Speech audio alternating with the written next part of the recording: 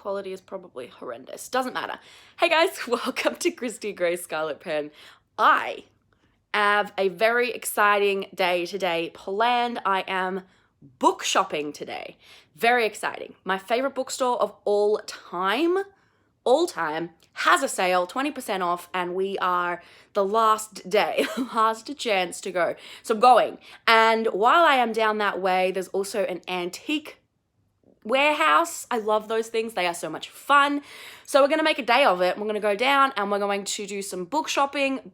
These antique warehouses usually have books, so who knows, maybe we'll get some. But otherwise, we'll just have fun going. And also, pathetic. But I do have a few particular books in mind from this bookstore. I'm not just blindly going because there is a sale. There are specific books that I am going for. So we're going to get those because they are cheap at the moment and hopefully find some other ones maybe. I don't want to spend the earth. That would be ideal. But we're going to go. We're going to take you book shopping, which is not normal for my channel, but we're going to do it anyway. I don't really tend to take you guys out with me, but we're going to try it this time and see how it goes. See if it works. See if, you people like it. That's fun. But, yeah, so let's just go. We'll just get out of here. I'm leaving early, so hopefully we have the bookstore, which is quite big, mostly quiet. That would be nice. So, yeah, let's go.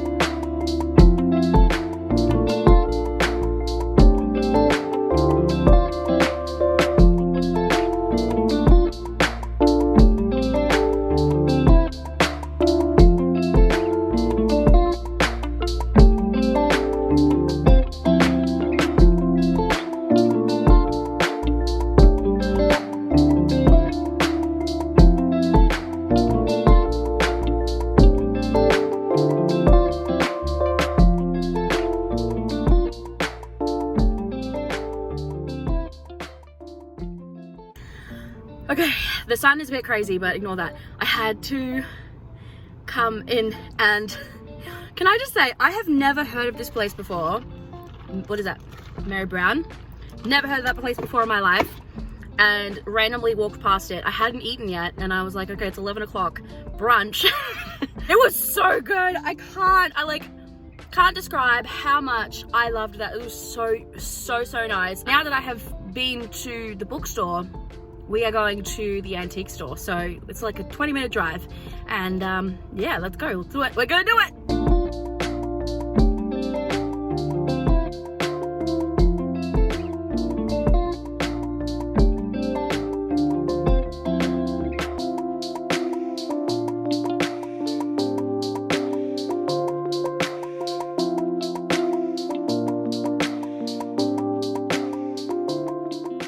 Okay. How exhausting. All right. We are finally home. Yes, so here we are. We have done all of the things, as you have seen. Fun times. So I'm going to show you what I actually got this time. Now I'm going to show you what I actually bought. Yes. I don't think I showed footage of what I found at the antique place. That is super fun. But we'll do that last. So if you want something really fun that I got at the antique store, bizarre, stick around. Before I show you the books that I got, I wanted to do something fun. Well, I think it's fun. So I hear a lot, a lot of what we see in Australia is like American movies and TV and whatever, and you hear a lot of things that you just don't get when you live in Australia. But I wanted to try some snacks that I heard about and I've heard before, and so I found some. I thought it would be fun to try these with you guys. So I've got Swedish fish, except that this says these are enlarged Swedish fish, and then this one is Jolly Ranchers, but like gummy version. I feel like the original is supposed to be like a harder, but these are gummy ones. But anyway, I get the general idea. So I thought it would be fun, and I'm going to try them. So let's do that now before we open all of the books and look at the books, because I'm tired and I need a sugar, you know, hit. Alright, so we've got Swedish fish. Let's see. Ooh, okay, so these are not like, you say enlarged, that's not what I was imagining. But like, this is very similar looking to, there's like the Arnott's raspberry lollies. It's very similar looking to that. So let's see.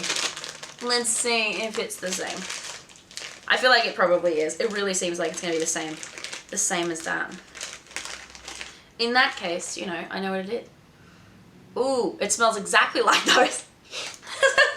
How sad would that be if like we basically have the same thing over here, except it's shaped like a raspberry instead of a fish. All right, let's go.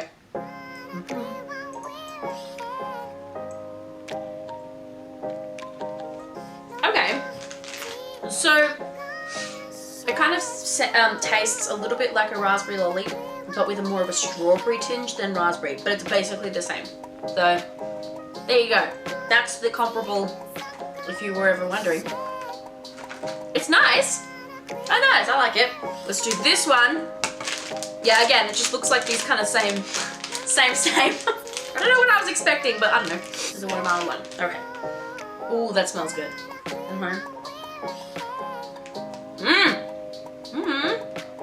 I would say that the Jolly Rancher ones have so much more flavor. Let's go over books that I got. The sun is out, but it's like this haze of rain. Let's do books. All right, so I got books that I was going for, but I got extras. Of course I got extras because, you know, the books that I originally went for, Swipe and Spark by Evan Angler. So these are the first and last because I realized I got the second and third from a secondhand store. And I realized I couldn't start the series if I don't get the first book, which is ridiculous. So, you know, I got the first and the last one. So this series is a young adult, like teenagers, like actually teenagers. So it's like the young adult versions of things we have now. No, this is like actual teenagers, like, you know. But it is looking at sort of, if you've heard about Left Behind, or like, you know, like Christians refer to as the end times, you know, where it's just like the entire world is losing its ever-loving mind in like the most chaotic way possible. And I don't mean like what we have now. Like, I mean like the end of the world, like apocalyptic, like craziness. And this book is basically an interpretation of that time and how these teenagers are sort of dealing with it. And I think the main contention, I suppose, of the series is that when everyone turns, I think, 13, when everyone turns 13, they get marked with like a barcode that they have to get like sort of tattooed on their hand. And then, you know, like you have that idea of like, oh, it's the mark of the beast and like, you know, blah, blah, blah, whatever. Hi guys, I would like to thank the sponsor. Wait, I gotta change my shirt. It always has to be in a different shirt. Hang on. Okay, new shirt because it's always different clothes. All right, ready? Okay. Hi, I want to thank today's sponsor of this video, and that is Kidnapped Entanglement by Christy Grace. So if you haven't already heard, Kidnapped Entanglement is a pretty exciting story about a kidnapping that has gone wrong and the two women who have to try and escape this incredibly dangerous situation while their family members at home are also trying to provide the kidnappers with what they want because it is not money. So it's pretty good, and I think you should totally 100% get it. And I don't mean that because it's written by me. And it's totally not sponsored. I'm just kidding. Like this video is absolutely not sponsored by anybody or anything because, you know, why would it be? But you should still get my book, Kidnapped Entanglement. It's a really fun ride. It is very suspenseful, very exciting. If you want to go and get a copy, you can get it from various retailers, but I am the cheapest if you wanted to get it for the low price. You can get an actual physical copy from me.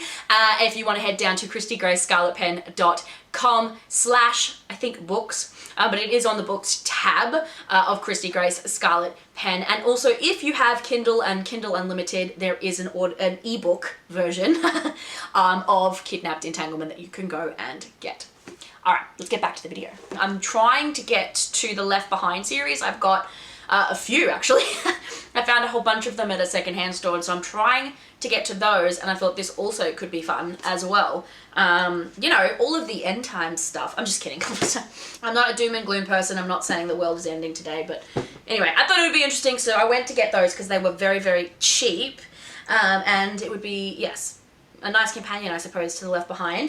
The other thing I went for was War Room, which is a novelization from the film, and the person who wrote this one is Chris Fabry, and it is it's based off the Kendrick brother film, which I absolutely adored. I loved this movie so much, and I think I have the novel version of Overcomer, which is another one of the Kendrick brothers movies, and I think the same author novelized that as well. And I think I also have Fireproof, which is another, you know, another Christian movie that they turned into a novel as well.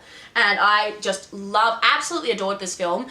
So the actual story is about a woman who is selling an older lady's home, and this older lady is a Christian, and so is she, and then she sort of gets wrapped up in this idea of like, is she going to save her marriage? Her husband is just checked out, so is she, like they've got a kid, like their relationship is sort of falling apart a little bit, and is it going to be worth saving? What is she going to do about her life and her relationships? And then when she goes to sell this older lady's home, she ends up connecting with her on multiple levels, and yeah, it's a really great story. And I wanted the novel adaptation, I really did, and I kept not having it in stock at my favorite store, Kurong, but they finally had it back and in time for the sale, so I got that.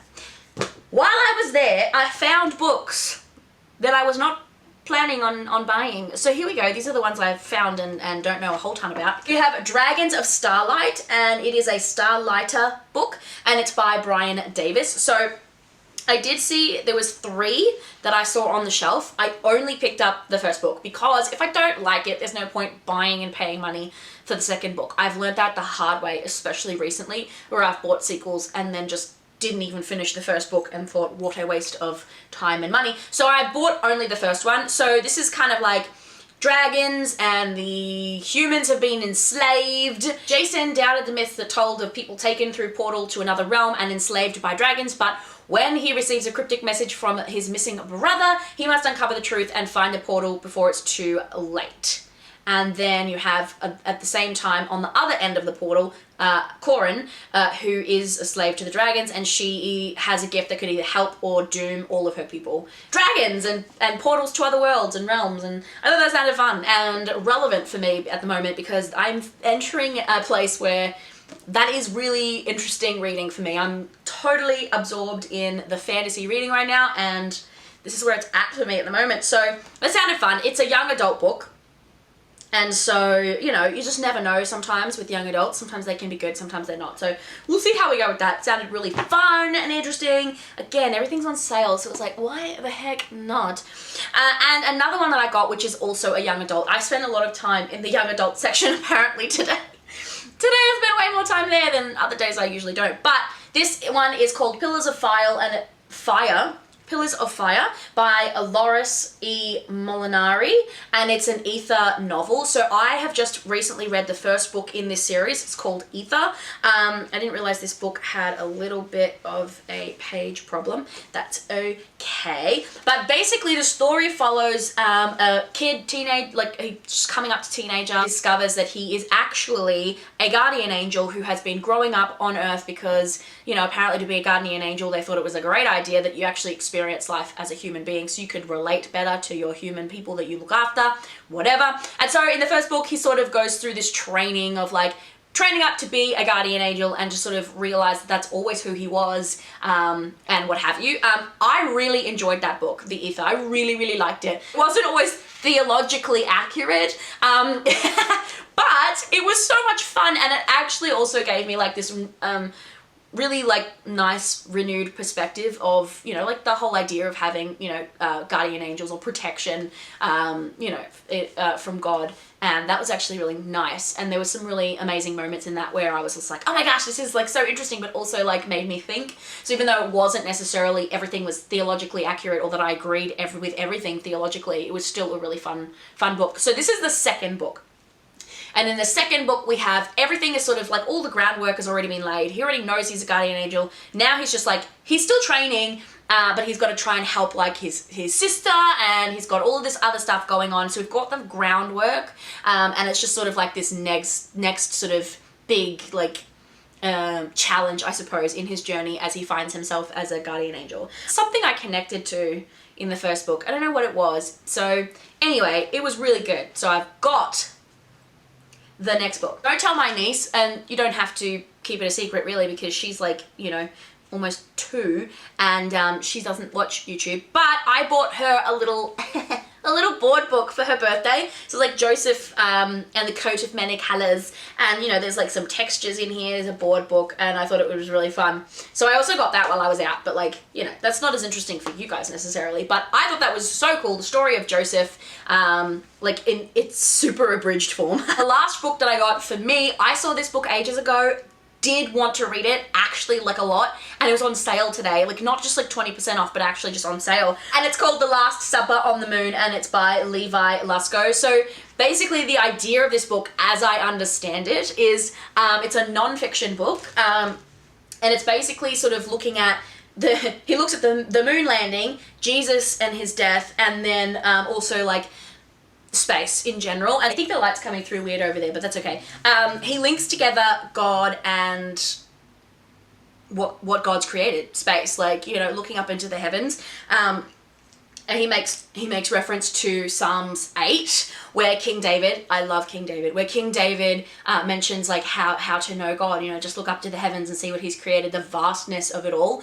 And so what Levi has done is sort of do that. He's connecting with, you know, how you can know God on a deeper level with, you know, looking at and seeing outer space, and like how that compares to the love that he has for us, like the vastness of outer space and the vastness of his love. So there's all these really cool connections, apparently. I haven't actually read it. The last thing that I got was at the Antique Bazaar, warehouse, whatever you want to call it, the antique place. And so antique places are super unique. I think I had some footage. This place, honestly, I couldn't take enough footage of this to help you understand just how big and gigantic and insane this warehouse was. It's overwhelming almost, just how many stalls and how much stuff is crammed into this huge space. So I didn't get a whole ton of footage. I probably like, it wouldn't even begin to describe how insanely big and whatever this was. But I found something in there, and I almost wasn't expecting to be perfectly honest. But this actually is a book I found that has been on my list. You can still buy it on Amazon, and it's been on my list for a long time, but I just could not bite the bullet until I saw this in the antique warehouse, and cheaper as well, I might add, $14 whole. That's nothing. And it is Genie Out of the Bottle by Barbara Eden with Wendy Lee. This is Barbara Eden's memoir, particularly relating, I believe, to I Dream of Jeannie, and sort of that her time in show business around that period of her life. And I love Barbara Eden. I love I Dream of Jeannie. It is so funny and so cute, and just Major Nelson and Jeannie, and just Major Healy, Dr. Bellows, like come on, like it's iconic. If you haven't already seen it, I might end up hang on, wait, I'll show you. I spent the money to get, like, this is glass, like an actual replica bottle for Jeannie. So there you go, like Jeannie's actual replica bottle. I spent the money to get this. I genuinely love this. It's hilarious. There are some episodes I can't watch and that are a bit too, like, going into, you know, magic-y things and stuff that I was like, oh, absolutely not. But for the most part, it's just a funny show where she's just like absolutely completely out of touch with everything. And I actually went and met her at I think it was sometime in 2019. It was right before everything went absolutely insane. I met her and I have a photo with her. It just, I grew up on shows like this where it's just so much fun. Honestly, And so when I saw her autobiography in one of the bookstalls at this place, I bought it. I'm not normally an autobiography person, like celeb autobiography person, but there are some exceptions. I read Debbie Reynolds' one, and that was so, so good. I feel like for me, the exception comes with like all of the old school people. Like, you know, they're like my favorite to know about, and their lives were insane. Like, some of the stuff that they go through is absolutely crazy. Like, unbelievable. But yes, I am so very excited to read this. Honestly, this is like the highlight of my day. Can I just say, the pictures in the middle. Really successful trip, I would say. I'm gonna end up kicking this over if I don't hold on to it. So I'm gonna hold on to this. Genie is not gonna come out of this if I open the lid. So, you know, it's fine. And there's no furniture in there, you know, because I don't have a real genie. I mean, that would be crazy, right? Anyway, thanks for watching. Like, this was fun. You know, going on a book trip and whatever, like spending my own money, you know, it was fun. It was good. I liked it. And yes, so thanks for watching. Let's just see if a genie pops out of here, because I just like, you know, every so often I just like, let's see. Ready? Hello? All right. I knew it wasn't gonna happen, but it's fine. And if it was gonna happen, it certainly wouldn't be on camera. Okay. See you in the adventures. That was so random. I can't believe I did that.